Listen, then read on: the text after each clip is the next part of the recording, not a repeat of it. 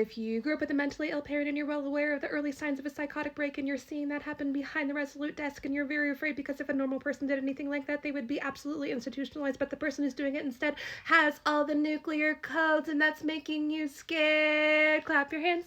Now, I'm not a doctor, I'm not a psychologist, but I do have 2 bachelor's degrees, one in nursing and one in biology, and I have a minor in psychology and a minor in philosophy with an emphasis in bioethics, and that is to say, I love humans, and I study them a lot, and I've spent the last 11 years of my life assessing people, and my assessments are literally what makes me money. And I can tell you right now, we are well past trolling, we are well past incompetence or stupidity. He's lost his mind.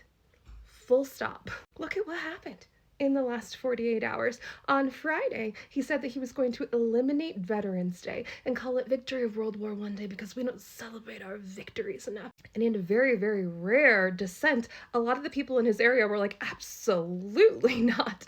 People on Team Red were like, yeah, we're not doing that because they know that that would cost them electorally, and he changed his mind. On Saturday morning, he posted an image of him looking like the Pope. In the middle of the night, you guys. I know we're used to him being crazy, but that is actually crazy. What would you do if Wonder Woman or Maverick had done something like that? Particularly when people are like, oh, he's just joking, he's just trolling, but like generally the people that he'd be trolling are on his side. That's crazy. And then he went on Meet the Press and he got absolutely eviscerated in that interview. They were like, don't you think it's important for you to uphold the Constitution? He goes, I don't know. I mean, maybe I'll just have to talk to somebody about that. Like, that's a very easy answer. That's a layup. That's like, yeah, of course. That's literally the very first thing I swore to do. And he's just like, not sure. I'll have to talk to Pam about that. If he were lying, he would just lie. He would just be like, yeah, sure, love the Constitution. That's my thing. That's what a normal, sane, lying politician would do. He's not sane. He's completely lost the plot. And then he posted another AI-generated picture of himself completely deezed out with lots of muscles and eagles and flags, pretending like he's a Jedi.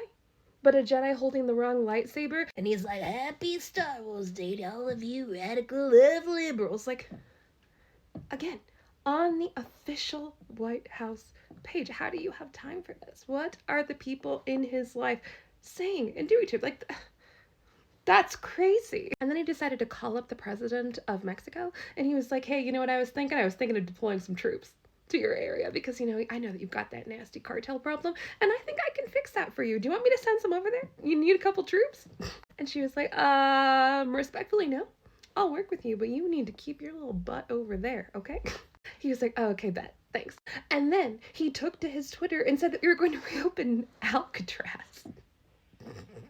And he threatened to throw judges in there. The judges that are striking down his plans. He said that he wants to close a $60 million a year facility and then reopen it, spending who knows how many millions to have a bigger and better Alcatraz and send people there again. Like, this is just on a whim. It's like, I hereby declare via Temu Twitter. That's crazy. That prison has not been open since the 60s, and they closed it because it was the most expensive prison in the entire country, and it's just...